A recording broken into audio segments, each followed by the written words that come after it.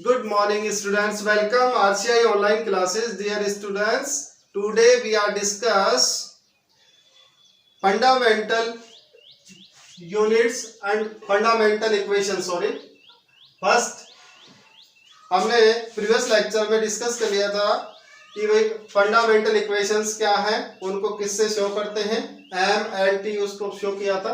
Next कुछ physical quantities है derived, इनकी फंडामेंटल यूनिट्स हम कैलकुलेट करेंगे, जैसे density, force, pressure, work energy, power, surface tension etcetera.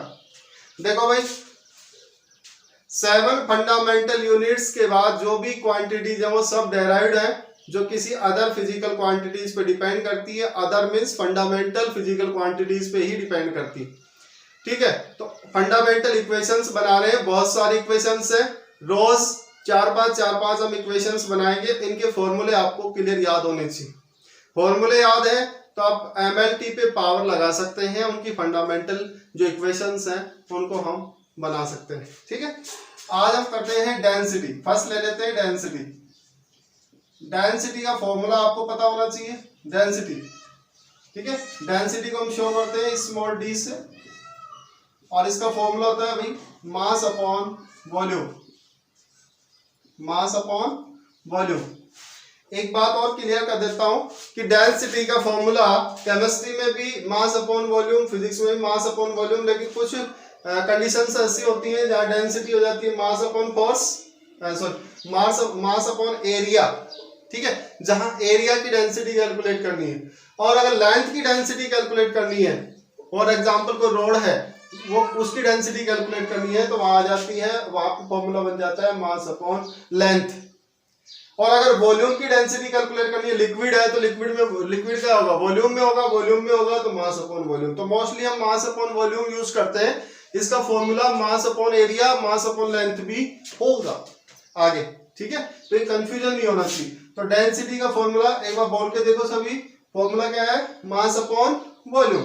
ठीक है, हाँ जी, इसकी फंडामेंटल यूनिट बनाएंगे। पहले यूनिट देख लेते हैं, फिर इसकी इक्वेशन बनाएंगे। यूनिट, मास की यूनिट केजी बेटा, upon volume, volume metre cube. बोलो नहीं क्या, वन लाइन में लिखे तो क्या लिख सकते हैं, kg into metre inverse cube. ये मीटर क्यूब है, ऊपर जाएगा तो क्या हो जाएगा, मीटर इनवर्स क्यूब। ठीक है, अब इसकी फंडामेंटल इक्वेशन बनाते हैं। फंडामेंटल इक्वेशन, तो फंडामेंटल इक्वेशन में बिग ब्रैकेट और उसमें हमारे पास होता है एमएलटी, और इन पे लगाते हैं पावर।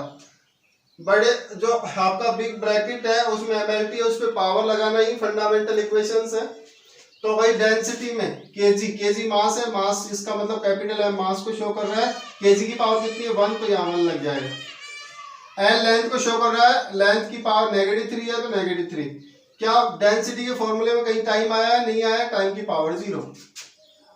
दोबारा से समझो, यहाँ केजी मास को शो कर रहा है और यहाँ कैपिटल एम मास को शो कर रहा है फंडामेंटल इक्वेशंस में। तो केजी की पावर 1 है, कुछ भी नहीं है, इसका मतलब 1 है, तो एम की पावर 1।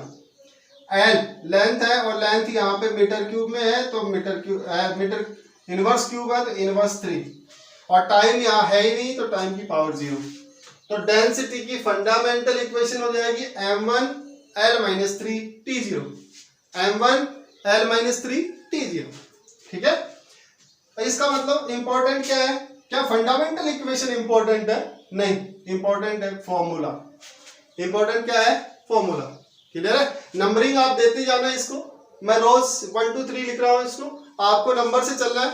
ठीक है, स्टार्टिंग में हमने एरिया से, जो डिस्टेंस है, डिस्प्लेसमेंट है, वहां से स्टार्ट किया था, फिर एरिया, फिर वॉल्यूम, है ना, और कल हमने वेलोसिटी, एक्सेलरेशन, इन सब की फंडामेंटल इक्वेशन कैलकुलेट की थी, उसी से आगे इसको कंटिन्यू कर रहे हैं। ठीक है भाई, नेक्स्ट सेकंड आपके पास है फोर्स। बहुत ही इंपॉर्टेंट है ये फोर्स। आगे जितने भी फॉर्मूले आएंगे वो सब फोर्स के ही आएंगे। फोर्स उनमें कहीं ना कहीं होगा, यानी कि 90% जो फॉर्मूले होंगे उनमें कहीं ना कहीं फोर्स आएगा, क्योंकि मैंने आपको स्टार्टिंग में जब सेकंड या थर्ड लेक्चर हुआ था वहां नेचुरल फोर्सेस बताए थे कि इस पूरी जो यूनिवर्स है इसमें कहीं ना कहीं कोई ना कोई फोर्स अप्लाई हो रहा है। तो इस नेचर की स्टडी कर रहे हैं, तो इसका मतलब फोर्सेस की स्टडी कर रहे हैं, बोलो नहीं क्या? इसका मतलब ये इंपॉर्टेंट यूनिट रहेगी, फंडामेंटल यूनिट, ठीक है, क्योंकि 90% जो भी होंगे फिजिक्स के फॉर्मूले उन सब में फोर्स आने वाला है आगे, क्लियर है? तो फोर्स को समझते हैं। फोर्स का formula mass into acceleration, mass into acceleration, short में लिख देता हूं, मास इनटू एक्सेलरेशन, ठीक है, जिसको हम न्यूटन सेकंड लॉ में लिखते थे M A, M is mass, A for acceleration. हाँ जी, इसके यूनिट बनाते हैं फोर्स की, और यहाँ लिख लेना मास चाहिए, और इसको याद रखना है, इसकी फंडामेंटल इक्वेशन को डायरेक्ट याद रखेंगे हम। यूनिट बनाएंगे तो मास की यूनिट केजी, और एक्सेलरेशन की यूनिट हमने कल कैलकुलेट की थी, ध्यान है क्या? एक्सेलरेशन की यूनिट थी मीटर पर सेकंड स्क्वायर, मीटर पर सेकंड स्क्वायर। वेलोसिटी की थी मीटर पर सेकंड, और एक्सेलरेशन की है मीटर पर सेकंड स्क्वायर, ठीक है? हाँ जी, वन लाइन में इसको लिखे तो क्या लिख सकते हैं बेटा? Kg into metre into second, denominator से नॉमिनेटर में आएगा तो सेकंड इनवर्स स्क्वायर, क्लियर है? अब इसकी फंडामेंटल यूनिट बनाएंगे तो ये big bracket M L T. हाँ जी, क्या फोर्स के फॉर्मूले में मास है? बिल्कुल है। पावर कितनी है? 1, तो एम की पावर 1। क्या फोर्स के फॉर्मूले में लेंथ है? बिल्कुल है, पावर इज 1 मीटर, ठीक है। और क्या फोर्स के फॉर्मूले में टाइम है? बिल्कुल है, t-2। तो फोर्स की फंडामेंटल यूनिट मैंने कहा डायरेक्ट याद रखनी है, इसको डायरेक्ट यूज करेंगे हम आगे, 90% फॉर्मूले फोर्स से आएंगे। तो फोर्स की dimension equation m1 l1 t-2, मन में बोल लो एक दो बार, याद हो जाएगा। m1 l1 t-2, m1 l1 t-2, ठीक है, क्योंकि 90% जो भी फंडामेंटल इक्वेशंस आएंगी वो इसी से आएंगी, क्लियर है ना? हाँ जी, और जो बची कुची है 5% उसमें वर्क आ जाता है, आगे चलेंगे तो वर्क आ जाएगा, ठीक है। हाँ जी, इसका ये तो होगा एमकेएस यूनिट, क्या होगा ये? एमकेएस में यूनिट है। और अगर ऐसा यूनिट देखें इसकी, तो ऐसा यूनिट आ जाएगी न्यूटन। क्या आ जाएगी बेटा? न्यूटन। और न्यूटन को शो करते हैं कैपिटल एन से, साइंटिस्ट का नाम है, और first letter capital, Newton. Newton ऐसा यूनिट है। और kg into metre into second inverse square is MKS unit, ठीक है। दोनों यूनिट याद रखनी है साथ के साथ। हाँ जी, थर्ड ले लेते हैं हम, प्रेशर। आज के लिए थर्ड है प्रेशर। प्रेशर का जो फॉर्मूला है बताओ क्या होगा? फोर्स अपॉन एरिया, बोलो नहीं क्या? अब फोर्स आ गया, मैंने कहा था आगे जो फॉर्मूला है मोस्टली फोर्स आएगा, उसमें फोर्स आ गया। तो फोर्स की यूनिट लिख देते हैं यहाँ पे न्यूटन, एरिया की unit metre square. One line में लिखे तो Newton into metre inverse square, ठीक है। ये एमकेएस में है, और एसआई में इसको बोलते हैं पास्कल। क्या बोल देते हैं? पास्कल, ठीक है। इसको पास्कल को पीए से छोड़ो, ठीक। ऐसा यूनिट पास्कल, एमकेएस में यूनिट है Newton into metre inverse square. अच्छा जी, फंडामेंटल इक्वेशन बनाए प्रेशर की तो क्या बनेगी? तो भाई ध्यान रखें, थोड़ा सा मैं बता देता हूँ, इसको डायरेक्ट नहीं बनाए। फोर्स की फंडामेंटल यूनिट मैंने कहा था याद रखनी है, क्या है भाई?